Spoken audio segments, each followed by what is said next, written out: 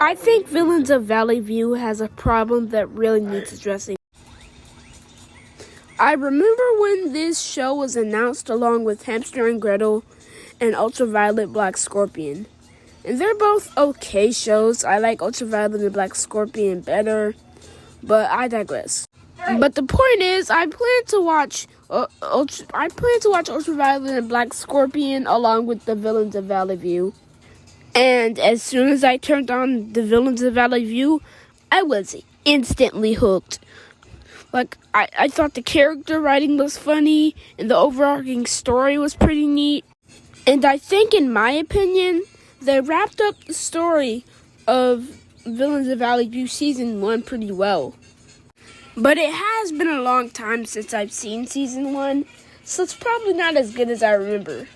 And hey, I don't even hold the finale in a high regard anyway, so yeah. Probably will be more critical to it now.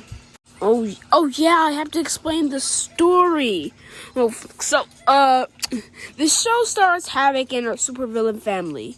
After she blows up at the supervillain leader of Supreme, she accidentally throws her family into the town of Valley View with their landlord Sylvia and her granddaughter Hartley. Now they must hide from the villains and the superheroes. Otherwise, the supervillain leader will catch them and do unspeakable things to them.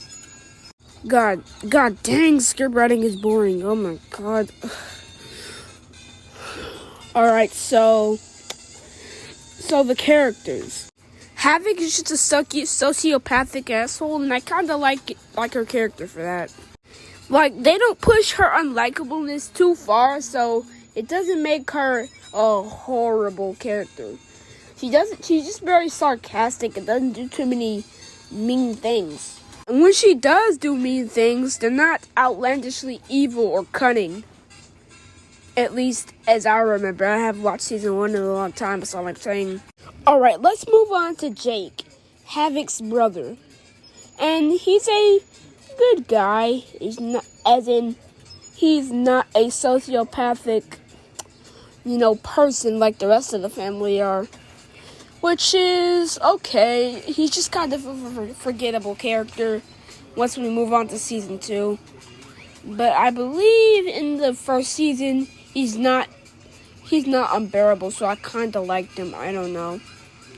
The problem with season 2 is that they flanderize him a bit. He just becomes the punching bag of the show. But not as much as Meg from Family Guy. But, yeah. And the parents are there. On to Hartley. She has a heart of gold, and that's what I liked about the dynamic between Havik and Hartley. The heart of gold dynamic paired up with the sociopath really just clicks for me or something. I don't know. But in season 2, she feels a bit unhinged. I don't know what about it, but she feels kind of unhinged and on the edge of her sanity. That's way more apparent in that one episode, which I'll get to. We're getting there. Also, Sylvia, the landlord lady. I thought she was funny in the first few seasons. The first season, the one. Sorry, this part's not scripted, so I might sound a little bit off the loose with this one, so just bear with me. So, Sylvia, I liked her jokes in the first season. I thought she was really funny. And some might call her my favorite character, but she's a bit flanderized from what I've seen in season 2. I don't know, but season 2 seems a little bit more, flanderized than the first season. Oh yeah, that's right. There's their other sibling.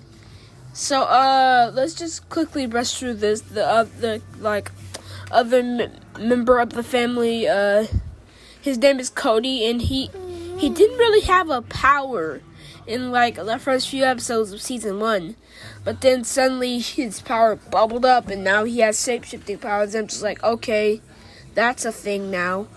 And then they had to go in and do all this Chosen One crap, and I'm just like, you had a simple idea and you built onto it. Why do you have to do this dumb Chosen One crap?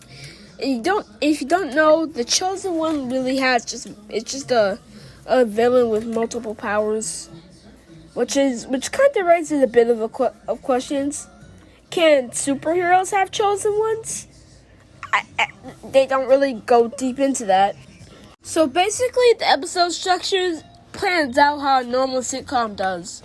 Just random miscellaneous adventures, and at the end, there's an explosion of plot in the season 1 finale. And back then, I thought they wrapped up the story pretty well, and it didn't need to continue. But now that I look back on it, it really needed to continue. Like, were they gonna be villains? What will happen to Sylvia and Hartley after this? And then there was just this Christmas special thingy that I didn't watch. I really did not watch that, yeah. And I swear to God there was a Halloween special. I don't know. But, like, I think they had the Halloween special inside of season 1 or 2. I have no idea, but there was a Halloween special. But anyway, I was done with Villains of Valley View. As soon as I heard there was a second season, I was like, oh my God, why did there have to be another season? Disney is crumbling under corporate greed. So I trudgingly clicked on the first episode of season 2, and I was instantly hooked. The plot was super interesting and cool, and I couldn't wait for them to delve into that and explore that more in the second episode. And on the cliffhanger they left on the last episode, it was about like the supreme leader of the evil being back. I didn't tell you guys that in the finale they defeated the great evil supreme leader guy. But actually it turns out he's using his spirit to talk to his daughter that just appeared out of nowhere. And the daughter and Havoc have like some epic fight scene, and it's all great and all, and I was invested back in, wondering where they'll take this story now. And then all hell broke loose once I popped on season 2's episode 2. It was a fucking filler episode. Now, like, keep in mind, I was hyped as fuck to finally know what happened. What happened to these characters? What's going on now? I clicked on episode 2, and instantly got like overloaded with a bunch of lame ass filler. It was not good filler. I'm telling you, the jokes were lame. There was no story to follow at all. Nothing.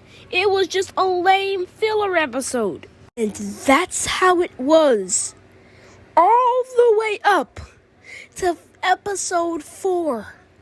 I haven't watched episode 5 yet. But I read the description that DirecTV gave me, and it sounds like another fucking filler episode. 5 episodes of lame-ass filler.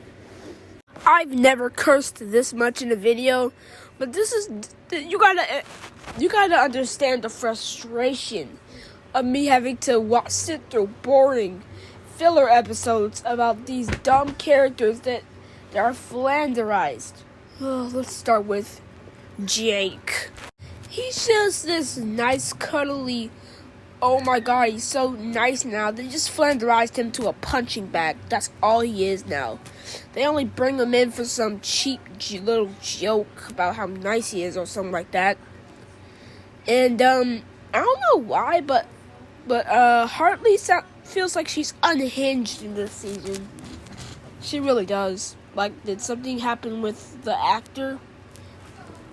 I'll put the actor on screen. Like, what happened there? The once clever jokes in my eyes turned to lame jokes at the expense of all the characters. And it's kind of weird, since I refused to watch season 1. I think this, I don't even know if it was always like this or not. Or did they flanderize all the characters? Or was Jake always the punching bag? I really don't know, but all I do know is this season 2 so far is utterly shit. Despite what I said in this entire video, I'm still a fan of the show. It was just a rant because this thing got on my nerves.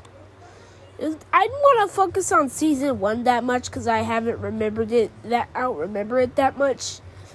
This video was just for me to rant about all the filler episodes, and how they get on my nerves. Now, if the Villains of Valley View writers are watching this, which they are not, obviously, let's find a solution to how I'd like the show to continue on with their newer episodes. They'll have to do these things.